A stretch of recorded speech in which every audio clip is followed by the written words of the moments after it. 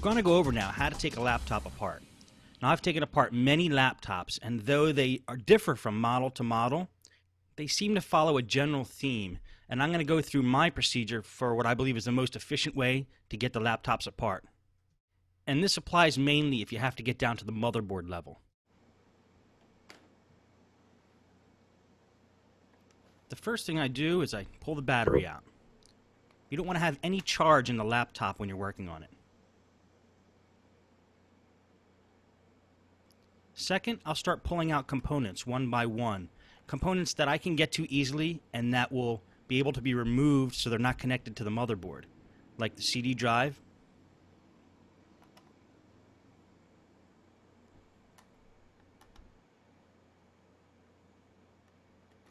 and here I'm getting to the RAM.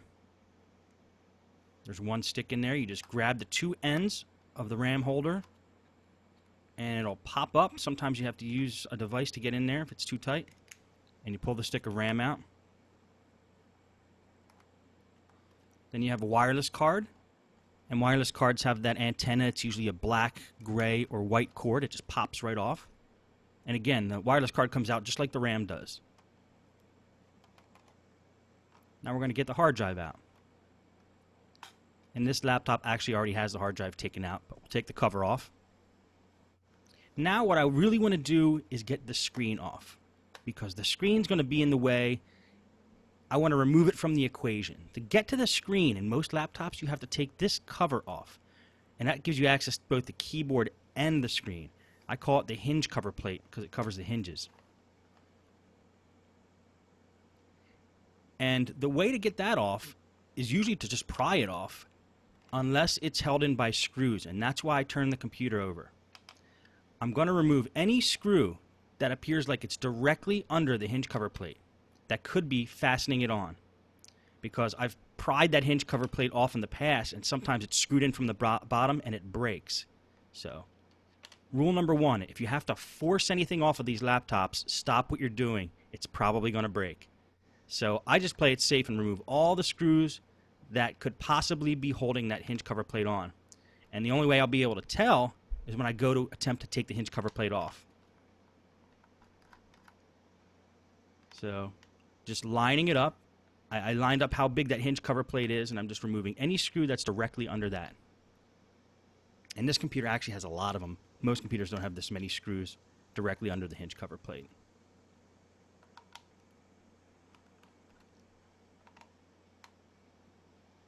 And that looks like all of them that could possibly be holding it in.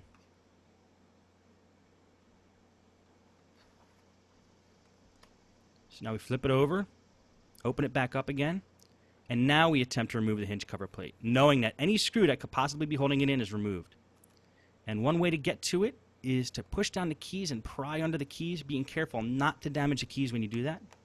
Or if that doesn't work, look for some other entry point, like there was right under the hinge. And then what you have to do is kind of jiggle it, and it'll pop off. Now we have access to the keyboard, and it's going to take the 4 screws off that are holding the keyboard on.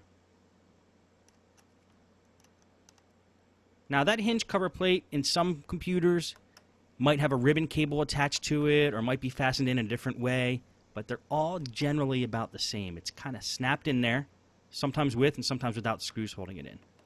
And keyboards, sometimes they have screws like they have in this one where I'm pulling them off now. And they always are attached by a wide ribbon cable that you just grab by both ends at the connector and pull it out. Now I'm disconnecting any ribbon cable I see. This is for the touchpad. Because when I take the top plate off of this computer, that ribbon cable is still going to be connected unless I remove it right now. Now I have access to the screen, and this is the LCD cable I'm pulling off now. And these 2 wires here go to the wireless card. You're going to find in a lot of laptops, the wireless antenna go through the computer to the bottom, to the wireless card, all the way up to the top of the screen. So you have to kind of fish it through the computer and pull it back. This way you could get the screen off. If we didn't pull these wires back, we wouldn't be able to remove the screen. And then we'll start removing screws from the hinges on the screen. This particular computer has 3 hinges that go straight down and hold the screen to the base. 1.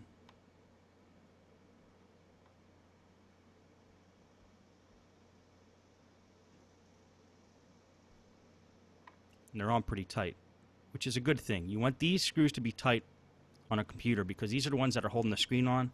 You don't want the screen to be flapping around. And then we'll pull the screws out of the other side. Now, if you'll notice what I'm doing with the screws after I'm taking them out of the computer, I'm putting them loosely in certain piles so I remember where they go. And we're going to talk more about this at the very end of this video, so don't get too hung up on wondering what screws go back into the computer and what positions. We will address that because that's definitely a big question.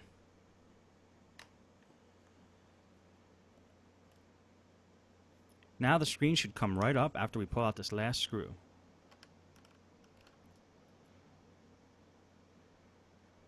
The screen pops right out.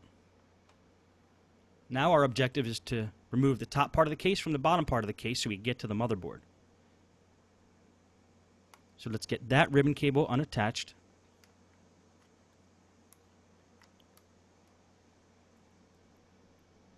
And this computer has a little circuit board here that needs to be removed, which we'll do now. Not all computers have this circuit board. This was where the power buttons are. I'm just going to take a screwdriver and just pop up the side a little bit and the whole plate should come right out. There we go. Now we're going to start removing screws from the top plate.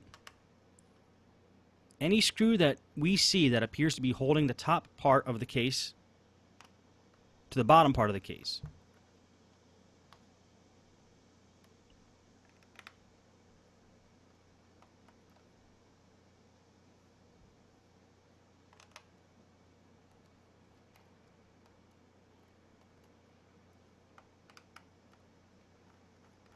And we're going to do our best to find every one. And we'll know if we miss one because the cases won't come apart. And now we want to turn it over and remove any other screw that appears to be holding the 2 cases together.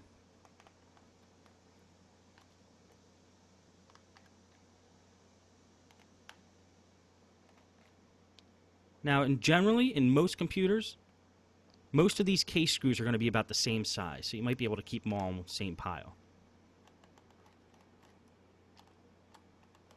And you'll see in the case study videos, some laptops have markings next to each screw hole that tells you the size of screw that goes in there, and that makes it really easy for us. This computer doesn't, so we'll have to keep track of the screws with a system. And when it looks like you have all the screws out, try to pry the 2 cases apart. I don't have long nails, but I generally like to use my fingernail and kind of go along the edge.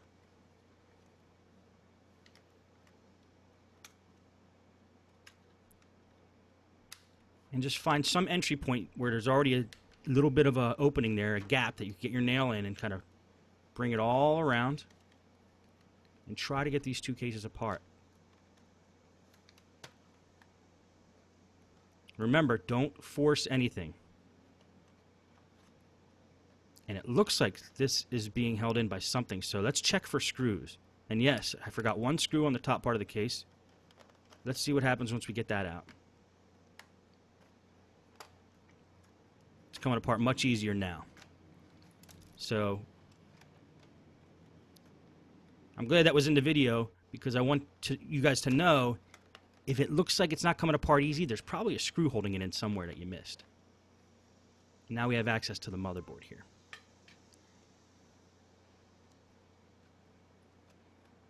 Let's put that off to the side.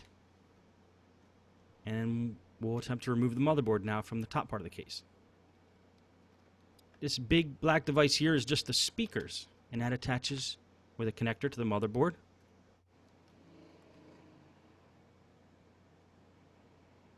Now, certain screws on the motherboard are labeled, and that's what I'm pointing to now. They have letters next to them.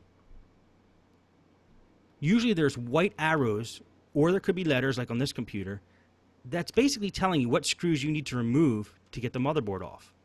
The motherboard has many screws if you look at it from the top, but you only need to take a few of them off to get the motherboard off. And it's usually marked on the motherboard by white arrows.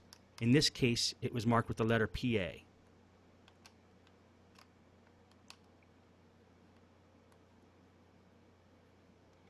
Now this little piece here is just an extension for the battery.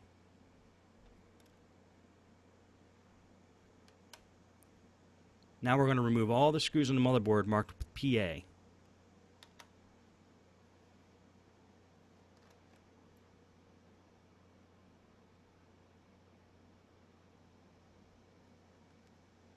And when it looks like we have them all, try to pull the motherboard out of the case, gently. And you'll start to feel where the pressure is coming from if there's any other screws holding it in. And what this is here is the processor and heatsink and CPU fan. It usually all comes off in one big device and snaps onto the motherboard with a cable there. And if you notice those numbers, 1, 2, 3, right next to the screw holes, that's usually an indicator, and it will be on most laptops, an indicator of what screws hold in the heatsink over the processor, so you don't tighten them all down in the wrong way. It actually is a guide. It helps you as a guide.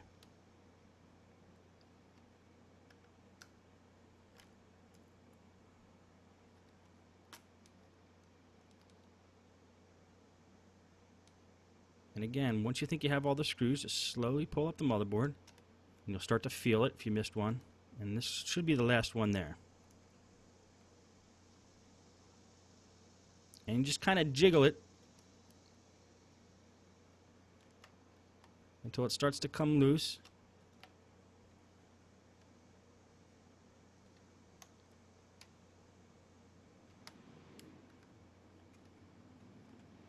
And pops right out. And that plastic piece I pulled out is just the holder for the PCM-CIA slot. I'm going to lay something down so there's no static electricity on the motherboard when I place it down.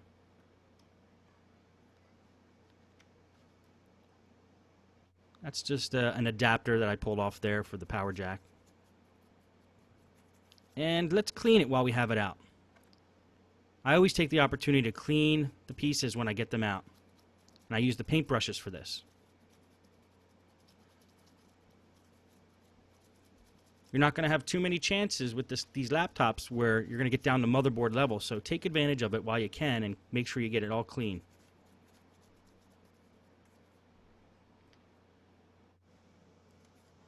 And since you have the fan out for the processor, blow it out with compressed air.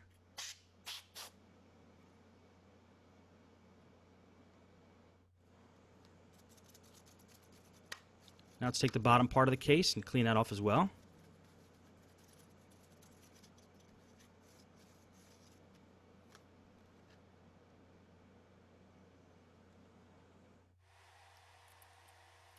And now, say if you did have to do a motherboard replacement, you got to start putting everything back together again.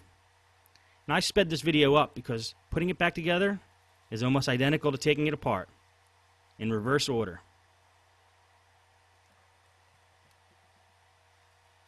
Put that power adapter back on.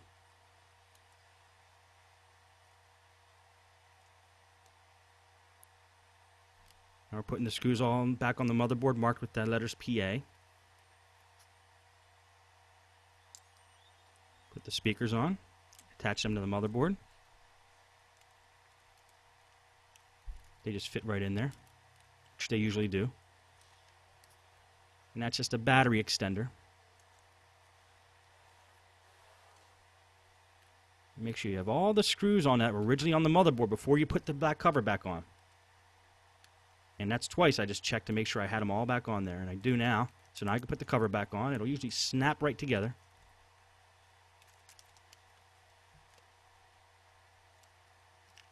And now start putting the screws back in.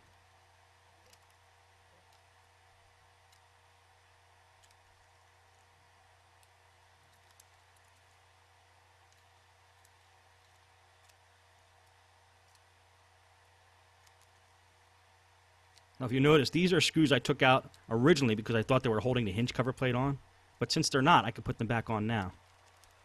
And then I'll put all the screws back on the top plate, or top part of the case. Attach the ribbon cable for the touchpad.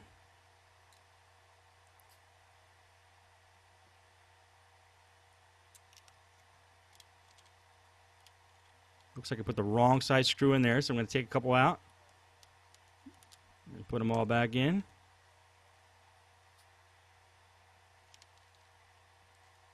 Sometimes you got to take a step back before you go forward. Happens to the best of them. Now put the rest of the screws in. Put that circuit board back in that has the power buttons on it, and make sure you attach the ribbon cables. Always attach your ribbon cables when you're putting things back, otherwise you have to take the whole laptop apart again. It's something that you just have to remember to do. You might get the whole thing back together and then realize the keyboard's not working because you forgot to attach the cable back to the motherboard.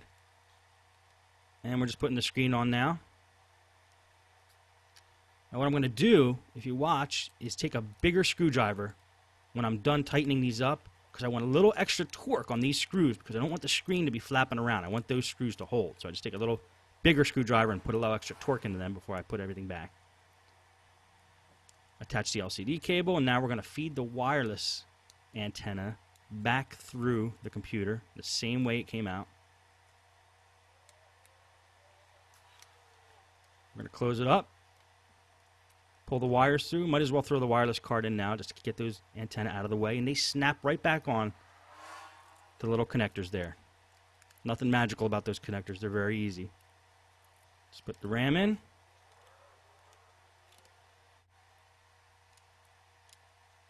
Put some remaining screws back on the bottom of the case here. Okay, let's throw the keyboard in. Attach it to the motherboard with the ribbon connector.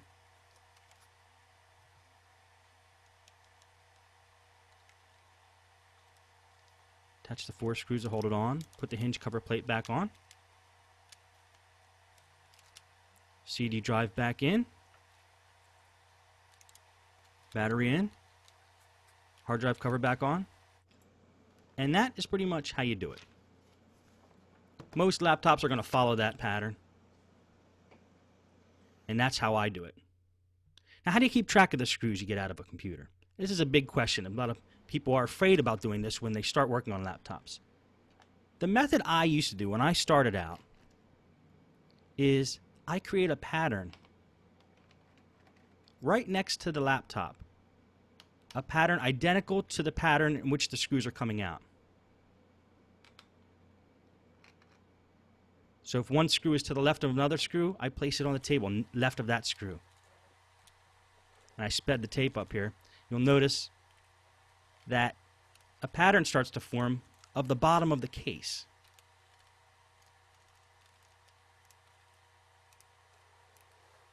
And now I know where each screw goes when I go to put them back.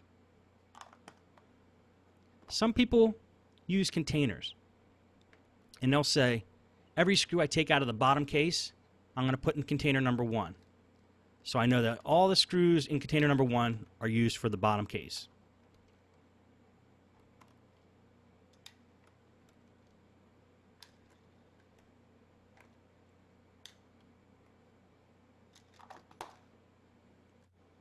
And then I'll get a second container. And this will be for maybe screws on the top part of the case, or screws holding the keyboard or the screen on. And then when you're down to motherboard level, there's more screws. So you could use another case for that.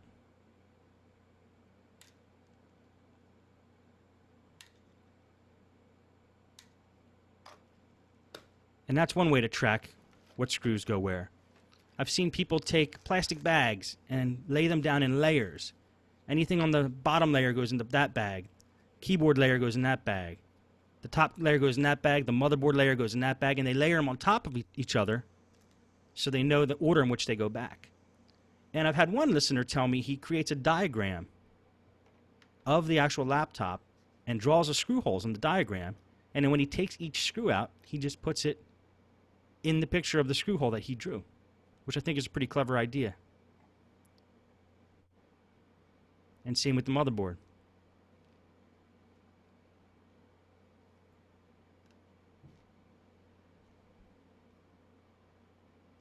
And he does that for each layer that he has to. Well, that's pretty much all you need to know for now. If you watch the case study videos, you'll see some of these techniques to put in action, and I think then you'll be ready to do it yourself. Good luck.